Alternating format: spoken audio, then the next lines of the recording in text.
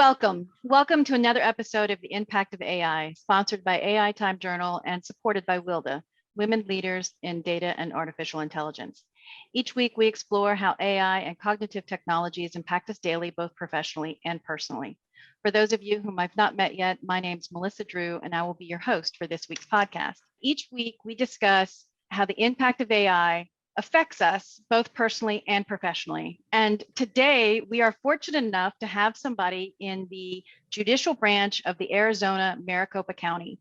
Michelle Dunivan, she's a data integrity analytics administrator for the judicial branch of Arizona in Maricopa County. Now, she began her data-driven career with the Arizona Supreme Court, which I'm sure we'll get into a lot later.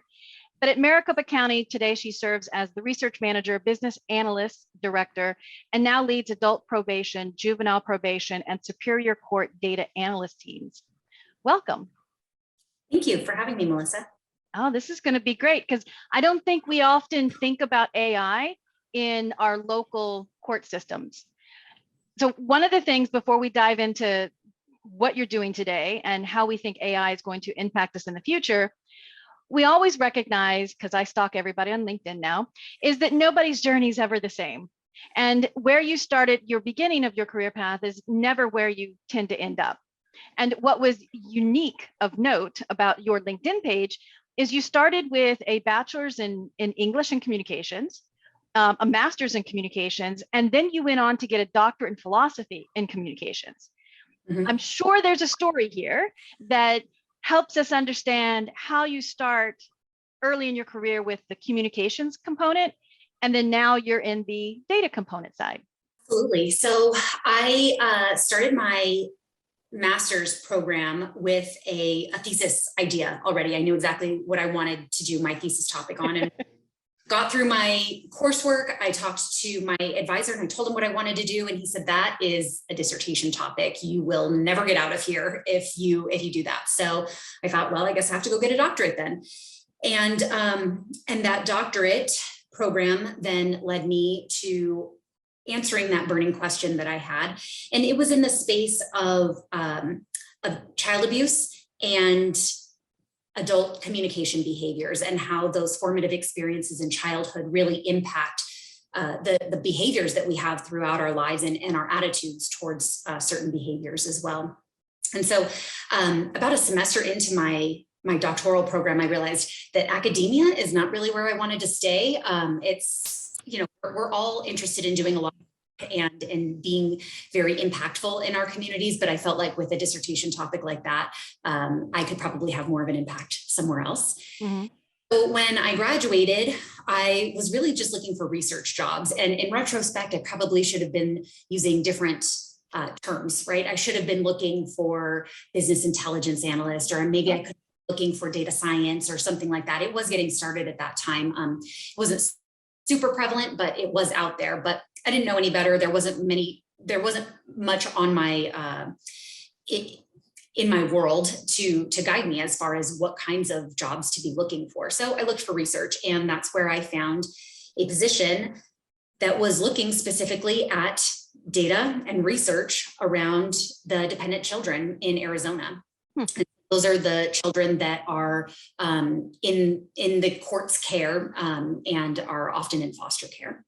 And so that's how I got my foot in the door with the Arizona Supreme Court, was using the data and analysis that I had learned throughout my graduate programs and applying it in that real world context, which is exactly what I was trying to find something to do.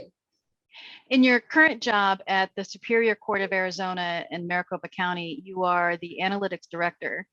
And what we've discussed previously is that you're using data visualization software. And I've heard you use the terms, statistics and data and analytics. And it never occurred to me, I don't know why, but it never occurred to me to connect the dots between AI, data and analytics and our local, judicial systems. So I thought, absolutely, you've got to come up. You've got to, you and I need to talk a lot more about this. So tell us more about what you do today. Well, we still do a lot of the foundational descriptive statistics that people are asking for on a regular basis. when legislation comes up, they want to know, okay, if we make this change, how many people are going to be affected? How much funding are we going to need if we implement this new project or program? So there's a lot of descriptive information that we're providing. But we're also doing some forecasting as far as caseloads, what we're expecting in the different areas of our jurisdiction and where we might need to change over time. Caseloads and case types change. So when the economy crashed in 2008, there were a lot of foreclosures, as you probably remember. Those all go through the courts. Unfortunately, there's a lack of social programs during that time as well. And so there's a lot more dependencies that are coming into the courts. And so what do you do with that influx of a certain case type? And how can you reassign judges or staff or just make adjustments so that you can really serve the needs of the entire community? And so it's been interesting because with that information from 2008, when COVID came along and we had no idea what to expect, but we knew that there might be something, we did use that as a model for what we might be able to expect moving forward. Would we be seeing the same kinds of things? Would there be the same economic impacts? And soon after the pandemic really got started, we saw that it was being handled very differently because there were a lot of different social safety nets that were being put into place. And so we couldn't really use that for a model, but since we had explored it in the past, we could also apply it to these new situations. But we're really moving on to wanting to look into some predictive analytics, but being very, very, very careful about how we implement them, as everybody is and should be. One of the things that was, that is a current project that's underway is to explore in family cases. So divorce, paternity, custody, those kinds of cases, what we might be able to anticipate which cases would require more resources than your average case. And we know that family cases are exhausting for everyone involved. They are not fun. They require a lot of resources in and of themselves, but there are some that are really require a lot more. And so if we could identify what those cases were early on, maybe information that they provide at filing, what could we do to give them those resources earlier so that maybe it didn't get out of hand? Maybe they were getting the support that they needed all along. Maybe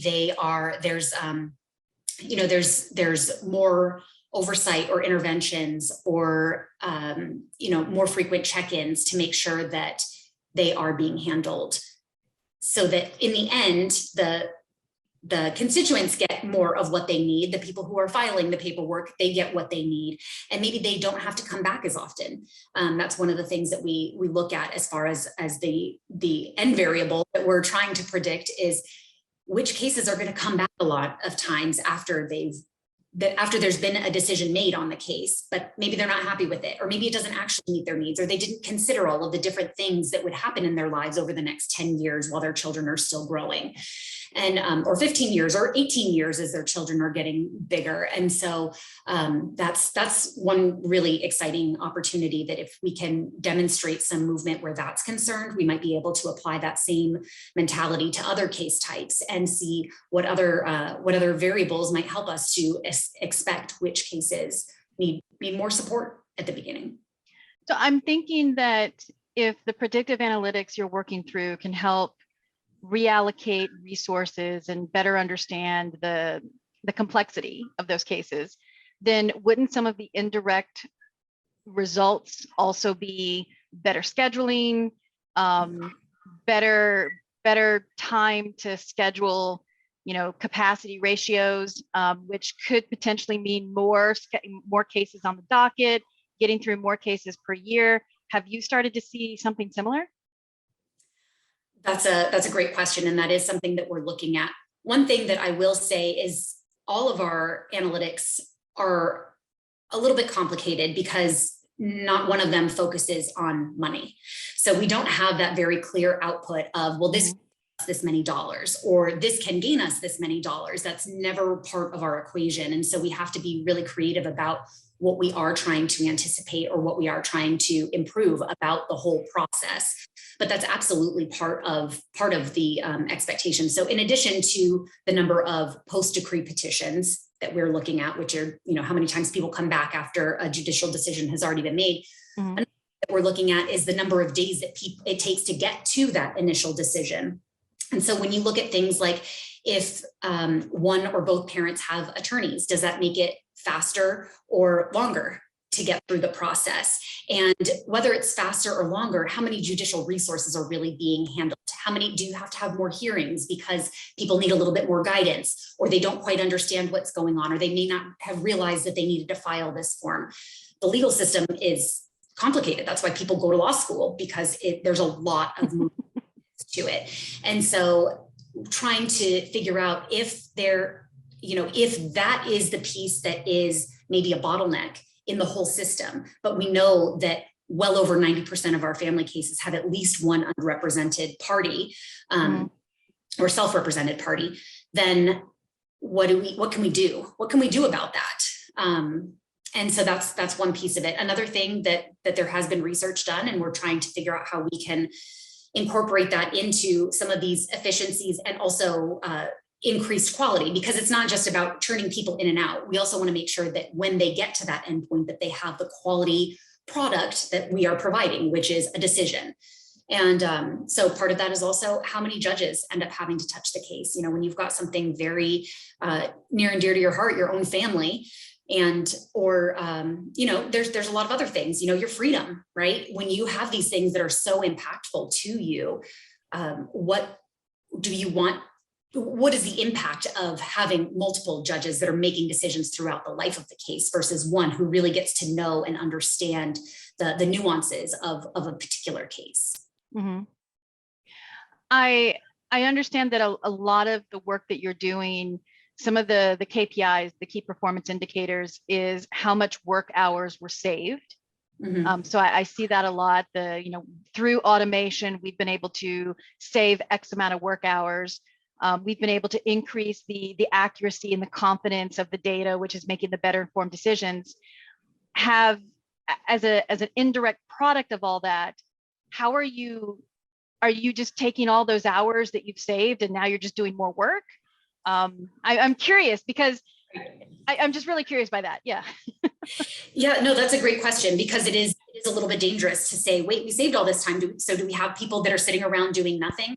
The reality is that in government, you tend to never have quite enough staff, right? And maybe in industries, but there's always more that could be done. And so it's really repurposing that. So now that we are saving time so that we're not entering the same information in 2 or 3 places, we're entering one place, we get to take all of that extra time that you were doing it. And now we're asking you to look at the analytics, to look at the reports, or to process these cases faster. So there's not as much of a backlog. So it's not taking you weeks to enter something. You're saving dozens of hours a week. And so you can get people, into the system faster so that they can get a resolution faster. Mm-hmm. I think what was also rather unique, and that really a lot of folks not understanding the breadth of where, the analytics can be used, is there was references of you looking at disparity analysis, references, facilities. It was anticipated space and facilities over the next 5 years. Like, I wouldn't even thought about that with the court system, because you pretty much always, to me, are in the same building, Right. Yeah. Well, and that's exactly the problem, is that, yes, we have built buildings and it takes many, many years to get the funding and the plans to build an extra building. But know that if you've got more and more people joining your community, right, have that many more filings and that many more cases that need to be heard, which means you need more judges and you need more staff. And so if you anticipate that and you expect that you're always going to need more, we do need to plan at least 5 years ahead. Mm-hmm.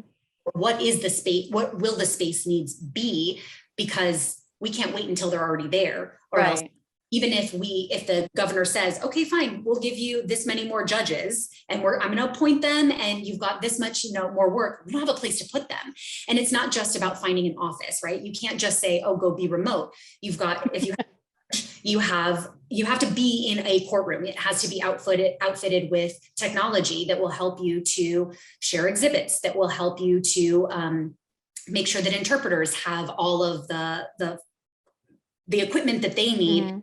it can get an official record so that that can be recorded, it can be transcribed, it can be translated, that there's a bailiff and there's security that's present, and people have a right to be heard and to confront their accuser or confront their, whatever, or confront their the perpetrator. And so there's all of these expectations that are constitutionally demanded. But yeah, the facility space, so that is kind of an afterthought a lot of times, but it was an interesting one because I was able to think more spatially than I usually do in the projects that I'm doing, and really explore an entirely different way of forecasting and what the data needs look like.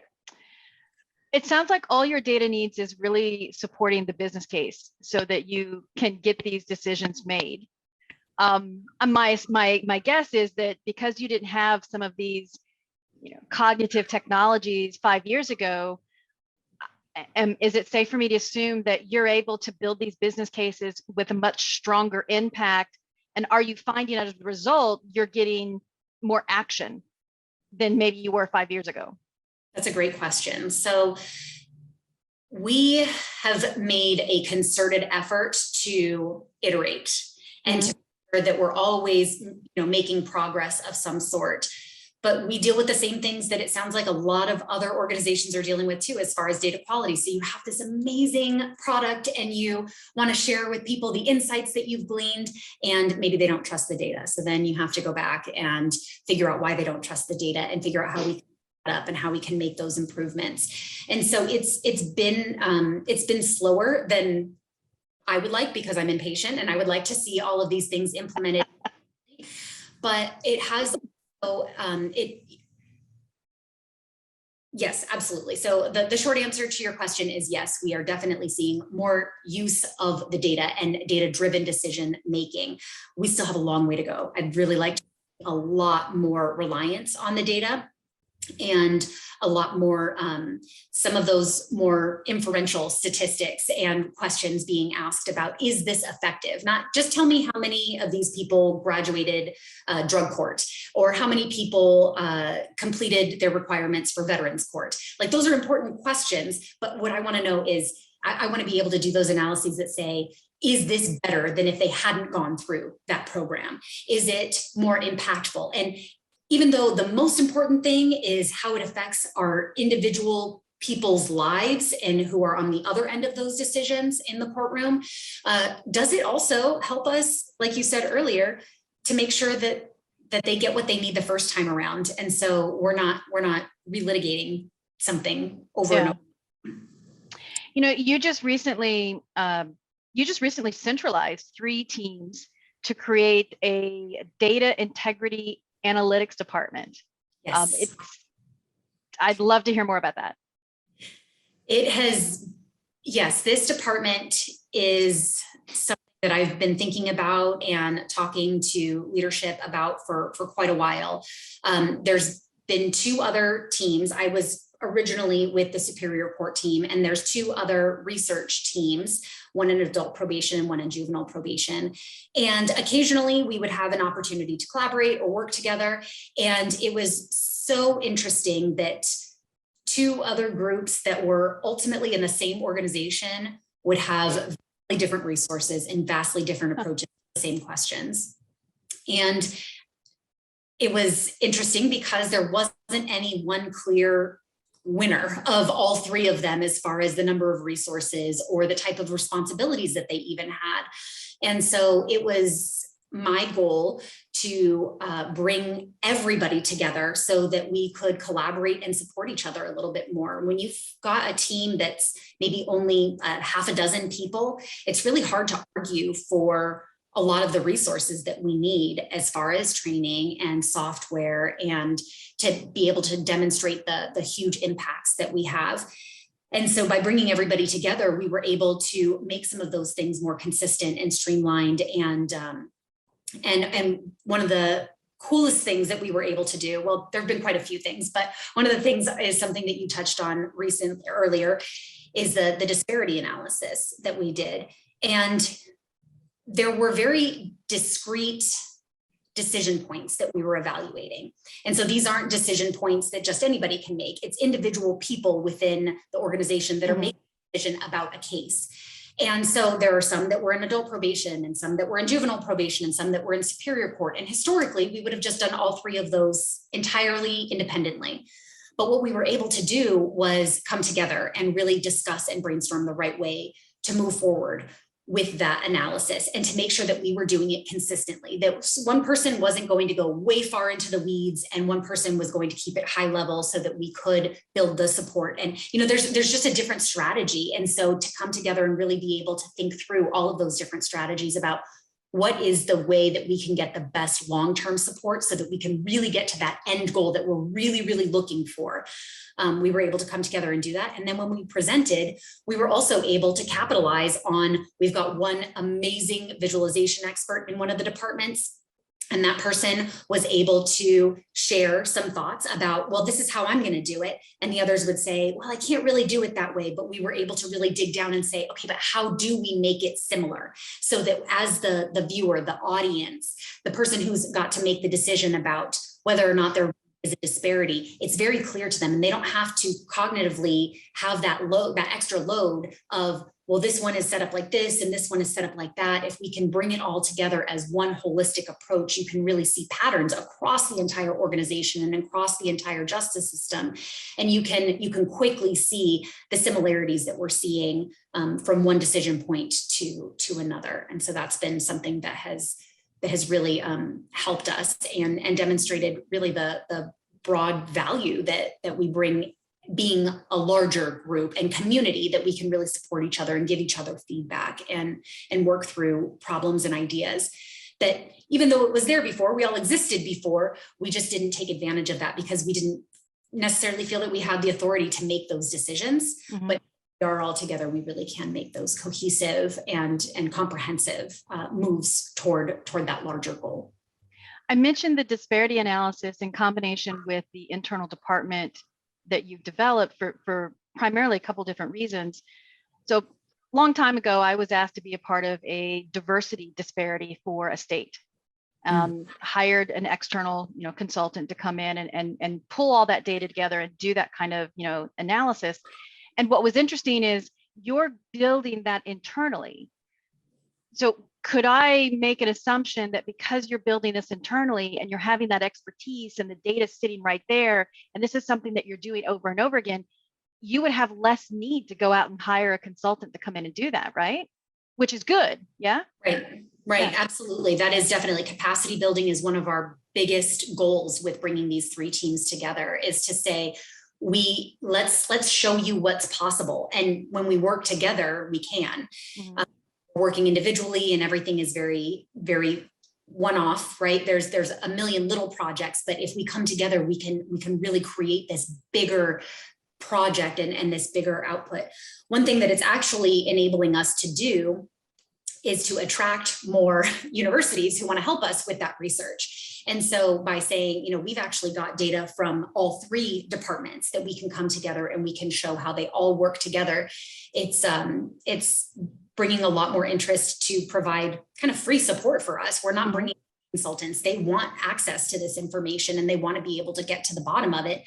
And so we were able to set the standard and set the foundation and build the case within the organization that this is valuable and important and it's possible and it can be clean and quality data will be used in every part of this.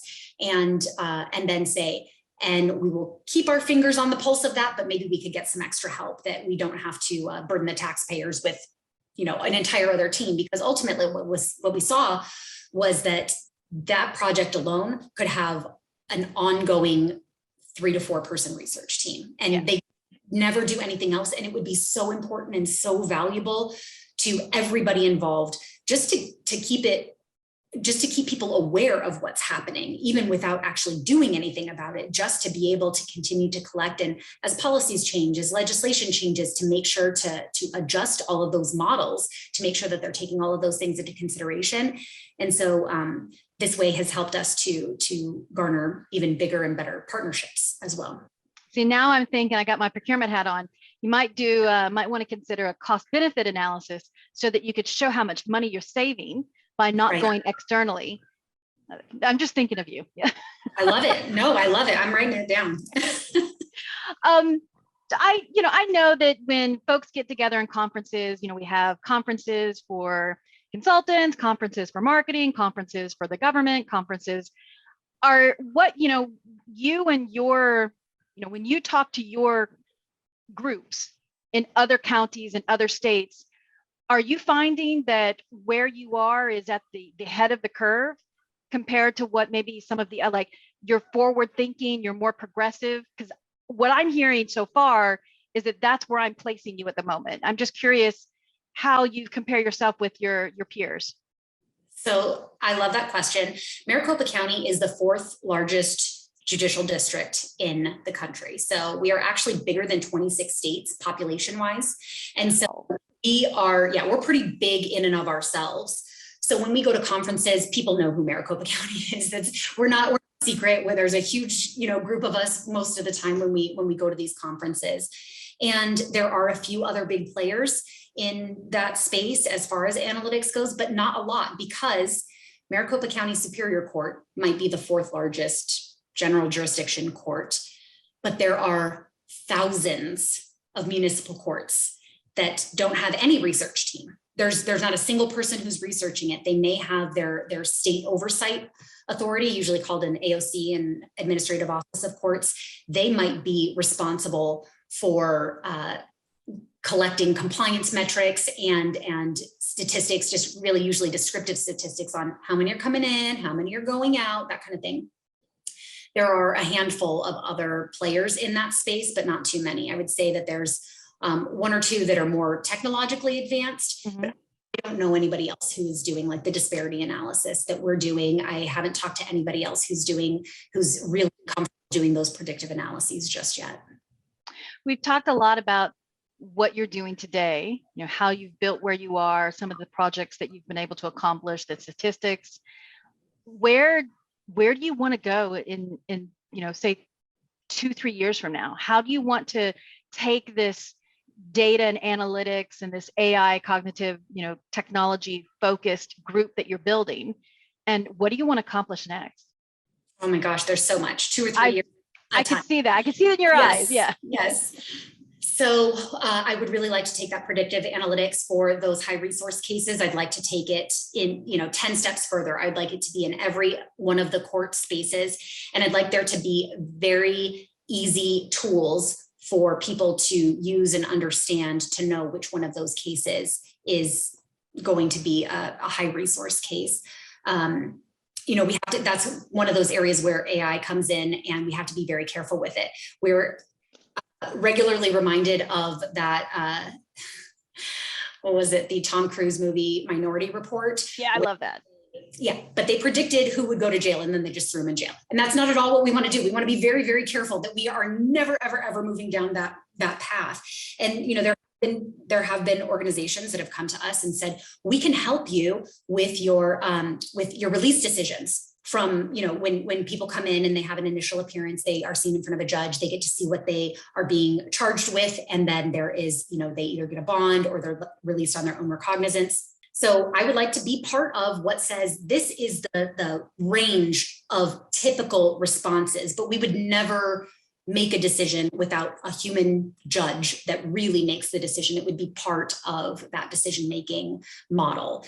And I see that in other areas as well. Criminal sentencing is one, but really any of the judgments, with civil judgments, with probate and mental health cases, all of those kinds of things. It would be nice to have a resource. And there's actually been a few articles written about this, where you would probably see reduction in those disparities that we keep talking about if you just had a standard for what is expected. Now, there are statutory minimums and maximums and guidelines, but there's a lot of discretion between those minimums and maximums. And so just knowing what has been done so far, what the typical pattern is, being able to identify that, not predicting, not saying what you should do, but just saying, this is average, and this is the confidence interval for that, right?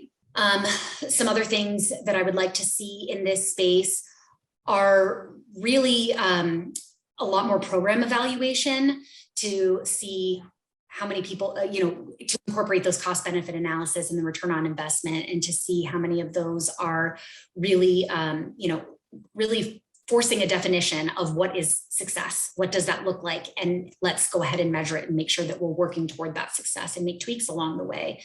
I would also really like to see some more data-driven decisions around staffing and which departments are getting what kind of support when we are, asking taxpayers for hundreds of thousands of extra dollars or millions of extra dollars.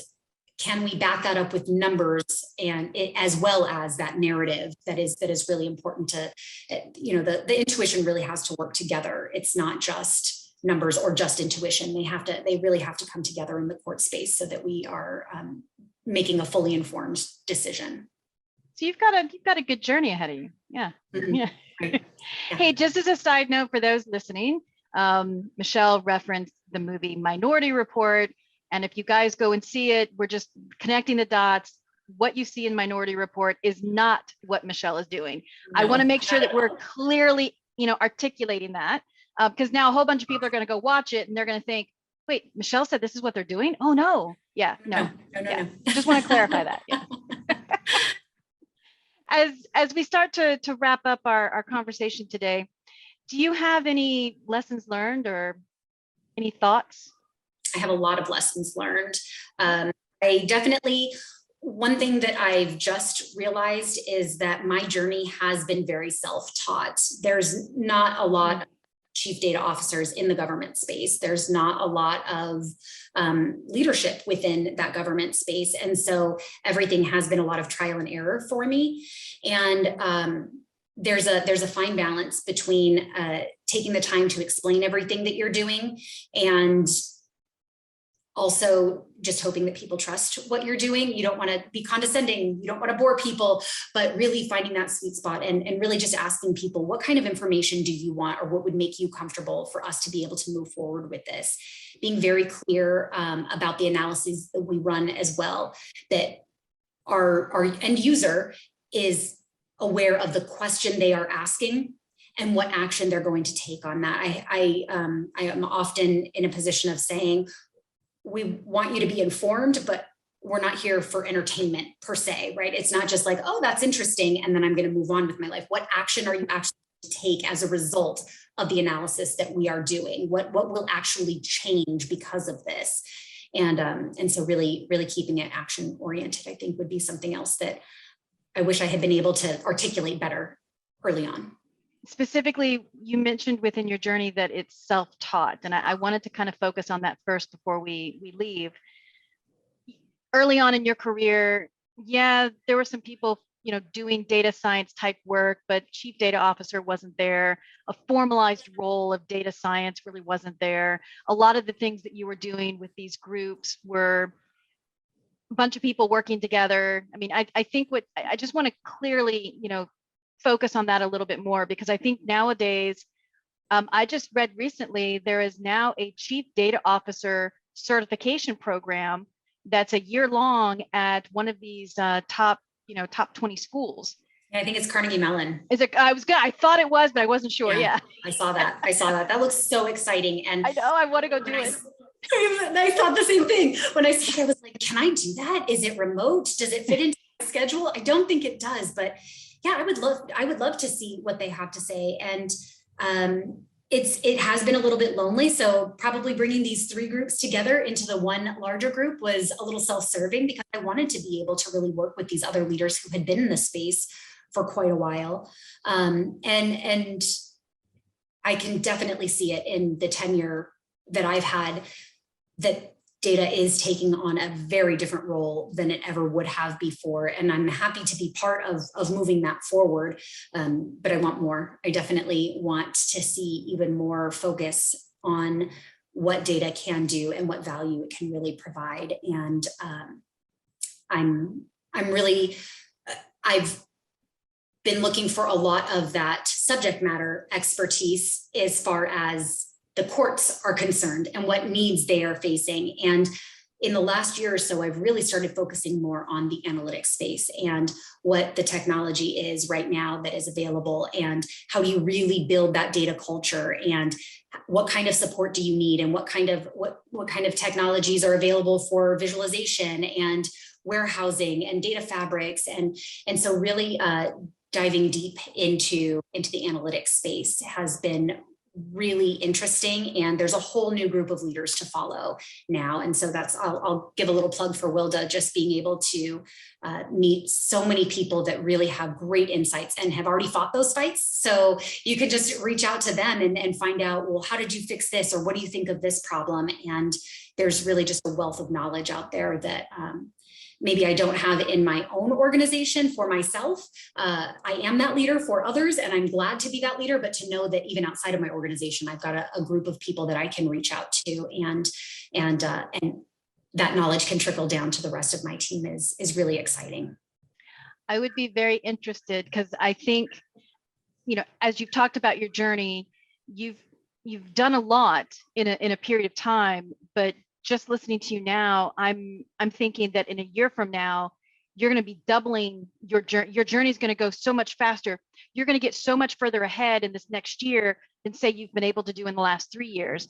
I would love to come back in a year from now and talk about what have you done, what have you learned, and get some more insights from you. That would be great. I would love to. Thank you. Cool. Good. Thank you so much for taking time out of your day. I know this was pretty much the middle of the day for you. Not a problem. It was well worth it. Thank you so much for having me.